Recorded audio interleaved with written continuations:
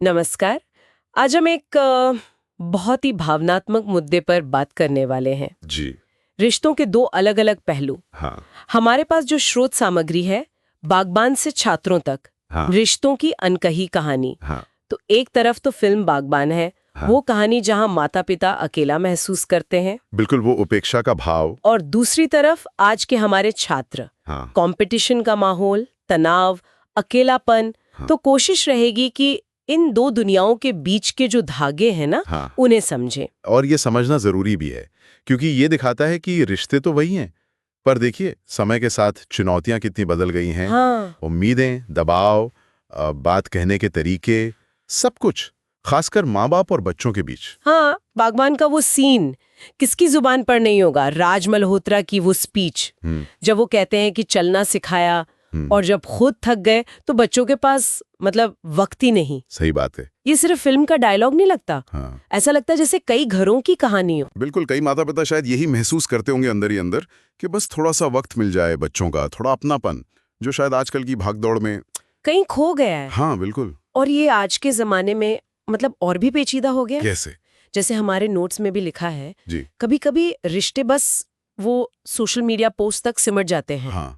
WhatsApp forwards. हाँ। हाँ। देखा है। पर वो जो असली जुड़ाव है, बिना किसी शर्त वाला, वो कहीं पीछे छूट रहा है। और स्रोत ये भी याद दिलाता है कि देखिए, जब आप सफल होते हैं ना, तो दुनिया साथ होती है, तालियां बजाती है। हाँ बिल्कुल। पर जब आप गिरते हैं, ठोकर लगती है, तो अक्सर संभालने वाले कौन होते हैं? वही माँ बाप। ये तो है।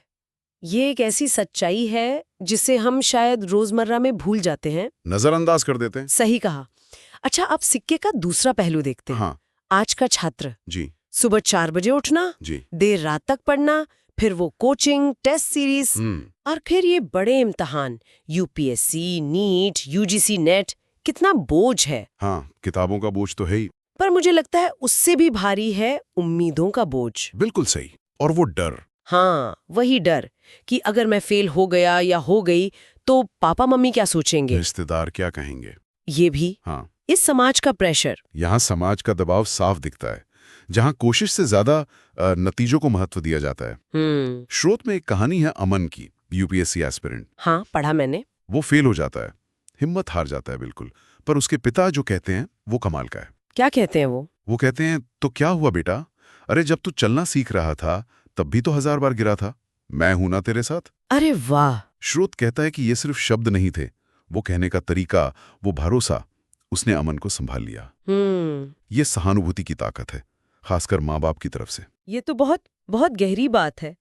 अमन के पिता का जवाब, ये शायद कई छात्रों के लिए एक मरहम जैसा हो सकता है जो इस दौर से गुजर रहे हैं। बिल्कुल। तो फिर सवाल ये उठता है कि ये संतुलन बने कैसे?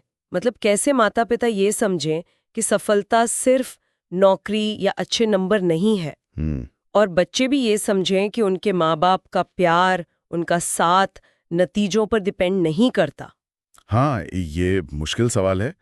स्रोत का जो निचोड़ है वो शायद इशारा करता है संवाद की तरफ, कम्युनिकेशन, बातचीत। हाँ, पर कैसी बातचीत? सिर्फ सलाह देने वाली नहीं, या उम्मीदें बताने वाली नहीं, तो फिर बल्कि सुनने और समझने वाली, जहां छात्र, बच्चे अपने डर, अपनी परेशानियां बिना झिझक के कह सकें। और माँ बाप बिना जज किए, बिना तुरंत कोई हल बताए, बस सुने ध्यान से। स्रोत में एक बड़ी दिलचस्प बात कही गई है कि शायद रोज के बस 15 मिनट, हाँ, बस 15 मिनट ऐसे, हाँ, जहाँ कोई उम्मीद ना हो, कोई सलाह ना हो, बस परिवार साथ हो, एक दूसरे के साथ। अच्छा, ये शायद किसी भी महंगी दवा या थेरेपी से बेहतर काम कर सकता है। ये तो सोचने वाली बात है। मतलब रिश्ते को सींचने जैसा, बिल्कुल। रोज थोड़ा पानी देने जैसा।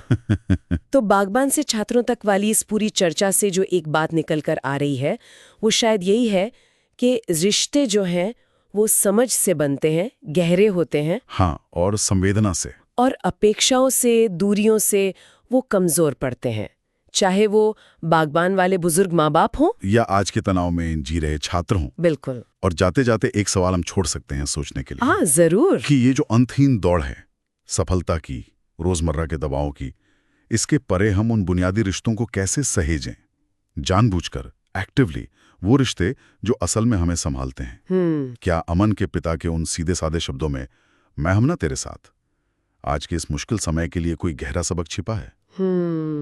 ये सोचने वाली बात है, जिस पे शायद हम सबको ध्यान देने की जरूरत है। बिल्कुल। इसी विचार के साथ आज की ये बातचीत यहीं समाप्त होती है।